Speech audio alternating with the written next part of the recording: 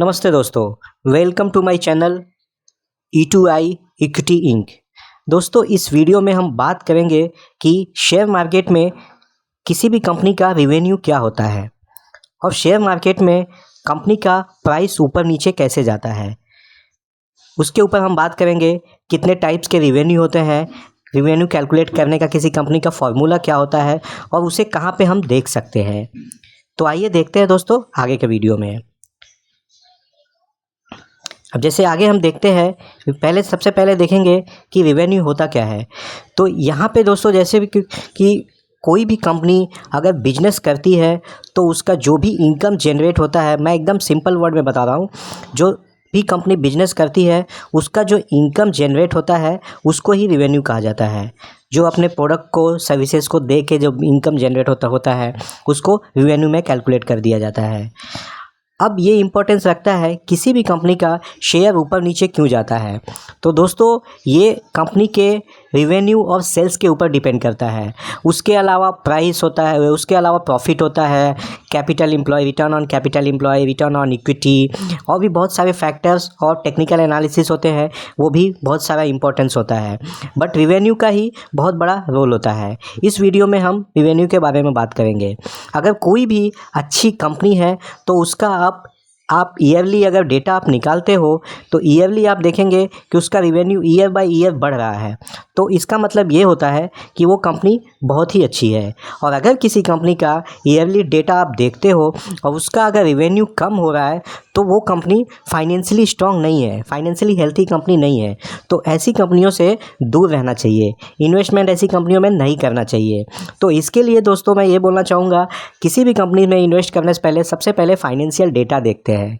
Financial data आप जब देखते हो उसमें ईयर बाय ईयर कैलकुलेट करते हो कंपनी का रेवेन्यू कितना बढ़ रहा है, कंपनी का प्रॉफिट कितना बढ़ रहा है, रिटर्न ऑन इक्विटी कितना कंपनी ने मेंटेन किया है, कैपिटल एम्प्लॉय रिटर्न कितना कंपनी का है, इंटरेस्ट कवरेज रेशियो कितना है।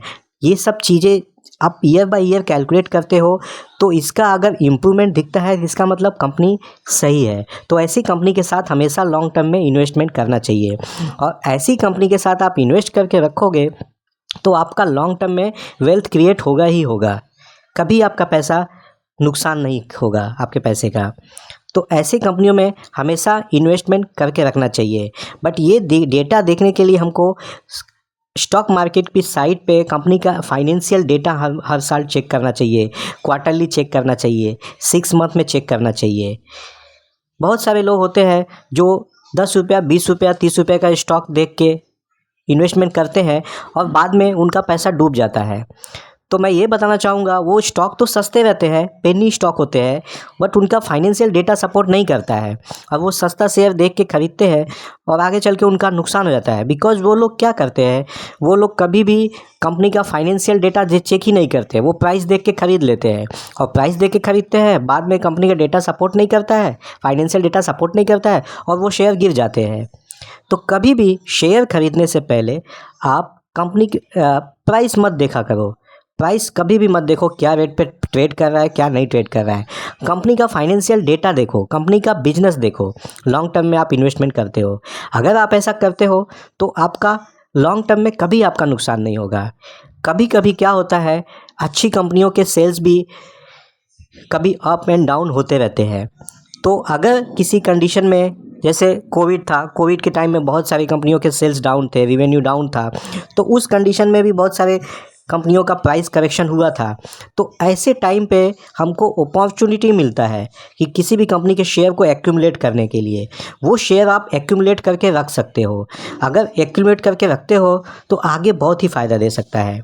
जैसे कोविड के टाइम पे सब लोग डर गए थे कि ये तो पैसा मतलब डूब गया, मेरा पैसा डूब गया, प्राइस कम हो गया। बट जितने भी स्मार्ट इन्वेस्टर थे, अच्छी कंपनियों के सारे शेयर्स खरीद के रख लिए थे और आज के डेट में, मतलब 1 साल पहले जो लिया था उन लोगों ने, आज के डेट में सब 4-4 गुना, 5-5 गुने ज़्यादा बैठे हुए हैं, ज़्यादा 5-5 गुने पे उनका पैसा बन गया है। तो कभी भी क्या करना चाहिए, कंपनी का प्राइस नहीं देखना चाहिए, कंपनी का फाइनेंशियल डेटा देखना चाहिए। आगे हम देखते हैं रेवेन्यू के टाइप्स क्या होते हैं। तो इसमें जो होता है दोस्तों, 2 तरह के रेवेन्यू होते हैं। एक ऑपरेटिंग रेवेन्यू जैसे कि यहाँ पे दिया है और दूसरा एक नॉन ऑपरेटिंग रेवेन्यू। ये 2 टाइप के रेवेन्यू होते हैं। इसमें आगे हम देखते हैं तो जैसे इसका फार्मूला क्या होता है रिवेन्यू का, तो रिवेन्यू का फार्मूला बिल्कुल सिंपल है। इसका नंबर ऑफ़ यूनिट सोल्ड, किसी भी कंपनी का जो प्रोडक्ट्स है उसका number of unit sold into average price, अगर आप करते हैं कैलकुलेट करते हैं तो इसका रिवेन्यू कैलकुलेशन निकल जाएगा।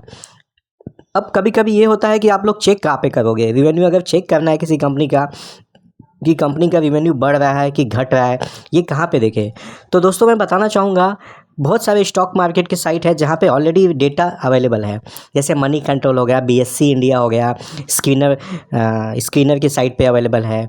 तो ये सब साइट ऐसा है कि जिसमें कंपनी का पर्टिकुलर डेटा ऑलरेडी दिया हुआ है, जिसमें आप ईयरली डेट पे ईयर बाय ईयर रिवेन्यू बढ़ रहा है कि घट रहा है ये आप कैलकुलेट कर सकते हो। तो यहाँ पे मैं जैसे मनी कंट्रोल की साइट पे आपको दिखा देता हूँ। यहाँ पे जैसे कि मैंने एक कंपनी का डेटा निकाला हुआ है ऑलरेडी, TCS का डेटा निकाला है ये, तो यहाँ पे आप देख सकते हैं।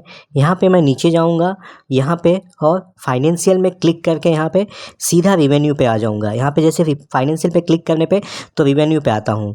तो यहाँ पे देखिए आप दोस्तों 2017 से लेके 2021 तक डेटा है। ये देखिए जैसे 2017 से 2021 तक डेटा है। 2017 में कंपनी का रिवेन्यू देखिए कितना था, ये देखिए 117966। ये देखिए कैसे ईयर बाय ईयर यहाँ पे रिवेन्यू यहाँ पे बढ़ रहा है। इसका मतलब ये है कंपनी फाइनेंशियली बहुत स्ट्रांग है और बहुत ही फंडामेंटली कंपनी अच्छी है। तो इस कंपनी में, ऐसी कंपनी में आप इन्वेस्ट करोगे तो आपका पैसा कभी भी, आपका इन्वेस्टमेंट कभी भी नुकसान नहीं होगा, कभी भी आपका इन्वेस्टमेंट डूबेगा नहीं। इसमें आपको पैसा बनना ही बनना है। इसके अलावा दोस्तों और भी बहुत सारे टेक्निकल टर्म्स होते हैं, वो भी कैलकुलेट करना रहता है, वो भी मॉनिटर करना रहता है, जो कि आप मॉनिटर करके आप जो है अपने इन्वेस्टमेंट को काफ़ी बढ़ा सकते हैं।